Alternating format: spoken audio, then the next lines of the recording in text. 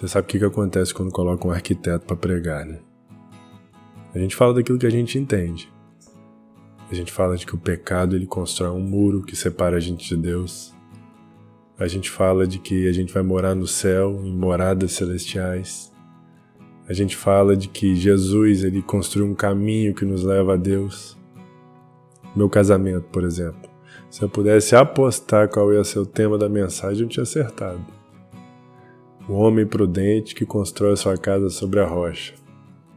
E hoje não vai ser diferente. O tema da mensagem de hoje é a porta. Já desenhei muita porta nessa vida. Porta de abrir, porta de correr, porta pivotante. Sabe o que é uma porta pivotante? Porta de alumínio, porta de vidro, porta de madeira, porta de garagem. Porta corta-fogo, que é aquela porta vermelha, de escada de incêndio. Sabe quando você vê aqueles vídeos daquelas casas de condomínio de luxo? Que tem uma porta de entrada que tem 2 metros de largura por 7 metros de altura, que parece que pesa 1 tonelada. Que a pessoa fica desse tamanho do lado da porta. Sabe como é que chama aquela porta? Porta venci na vida. Tem essa porta também. Mas a porta, ela representa um papel muito importante às vezes na nossa caminhada de fé. Tem aquelas portas que você espera que Deus abra. Tem as portas que se fecham, que representam um ciclo que está terminando. Você pode já ter batido em várias portas procurando uma saída. Tem aquela pessoa que abriu as portas para você, simbolizando o acolhimento. Não é à toa que na Bíblia você encontra tantas referências sobre portas. Em João 10, Jesus diz, eu sou a porta. Quem entrar por mim será salvo. Em Apocalipse, Jesus diz, eis que estou à porta e bato.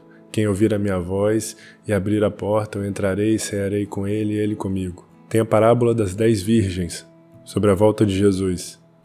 Diz que as 5 virgens que eram insensatas saíram para comprar azeite, o noivo chegou, entrou para o banquete nupcial e a porta foi fechada.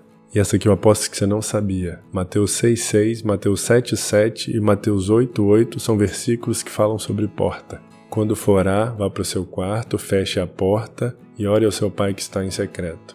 Então seu pai que vê no secreto recompensará. Mateus 6,6. Peçam e lhes será dado, busquem e encontrarão, batam e a porta lhes será aberta. Mateus 7,7. Então respondeu o centurião, não sou digno de que entreis em minha morada, mas dize uma só palavra e meu servo será salvo. Mateus 8,8. Mas Mateus 8,8 não tem nada de porta. Como é que não tem? Não sou digno de que entreis em minha morada. Você entra na morada das pessoas por onde? Pela porta. E eu lhe digo que tu és Pedro, e sobre esta rocha edificarei a minha igreja, e as portas do inferno não prevalecerão sobre ela. Mateus 16:18. E certamente uma das referências mais conhecidas, que está em Mateus 7, que diz, entrai pela porta estreita, porque larga é a porta e espaçoso é o caminho que conduz à perdição, e muitos são os que passam por ela. Mas estreita é a porta e apertado é o caminho que conduz à vida, e poucos são os que a encontram. Eu lembro desde muito pequeno de um quadro que tem na casa da minha avó, chamado O Caminho Largo e o Caminho Estreito, de uma artista alemã chamada Charlotte Heinen, o quadro de 1862. É uma gravura que ilustra esses 2 caminhos. E eu me lembro de ficar olhando os detalhes daquele quadro. De um lado, um grande portal escrito Bem-vindo, onde muitas pessoas passavam, carruagens. Do outro lado, em um muro bem escondido, uma portinha estreita, pequena, onde de tão estreita você tinha que passar sozinho. Onde de tão estreita você não podia levar bagagem. E onde de tão pequena você tinha que abaixar, se curvar para poder entrar. Tem um livro de Spurgeon com esse nome, Diante da Porta Estreita, que ele diz que esse é justamente o lugar mais perigoso do mundo, diante da porta estreita, onde você encontrou a porta, você consegue ver o que tem depois dela, mas você ainda não deu o passo de fé e passou pela porta. Diz que coisa muito triste será morrer justo do lado de fora da porta da vida, quase salvo, mas ainda perdido. Diz ele ser essa a pior das posições. Ele chama essas pessoas no livro daqueles que foram despertos.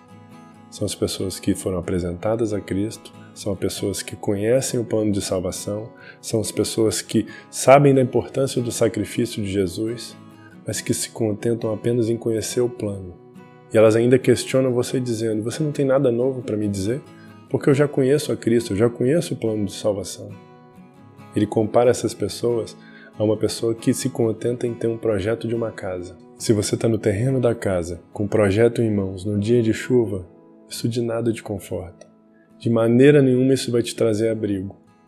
Você vai tomar chuva, o projeto vai molhar e não vai te resolver em nada. Como uma mulher que tem um belo desenho de um vestido em mãos, mas não tem um trapo de roupa para se vestir.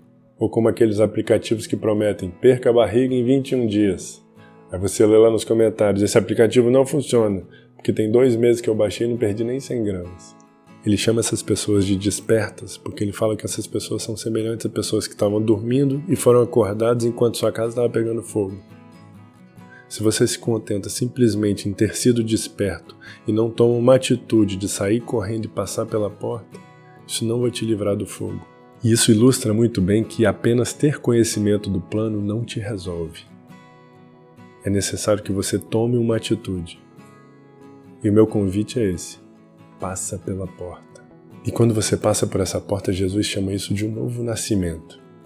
É interessante pensar nisso como um nascimento, porque a gente sabe que esse é um momento tão delicado.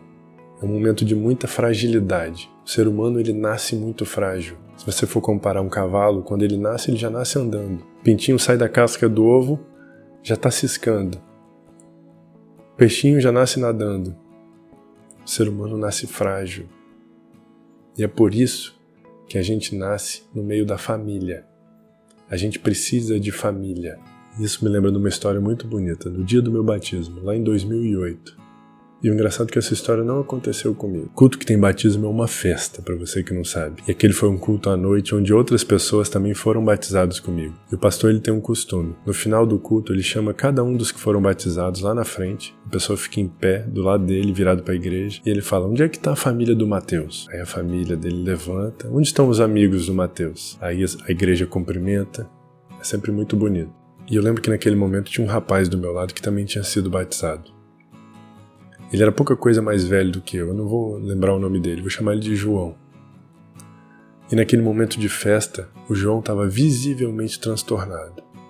Você via que ele estava angustiado. A gente estava sentado no primeiro banco, virado para o pastor, e o pastor chamando um por um para ir lá na frente, ficar em pé do lado deles, pedir para que a família levante, seja cumprimentada, e o João estava olhando para o pastor assim: não me chama, não me chama, não me chama. O pastor olhou para ele, falou: vem aqui, João, por favor. Aí o João ficou em pé do lado dele, lá na frente da igreja. Aí ele chegou pro pastor e falou baixinho: pastor, por favor, não pede pra minha família ficar em pé, porque ninguém veio, ninguém apoia essa minha decisão. Ele olhou pro João, olhou pra igreja, falou: por favor, todos aqueles que são da família do João, queiram se colocar de pé. A igreja inteira, de uma só vez, levantou. Ele olhou para o João e falou: João, essa aqui é a sua nova família. Família, esse daqui é o João. Deus abençoe seu dia.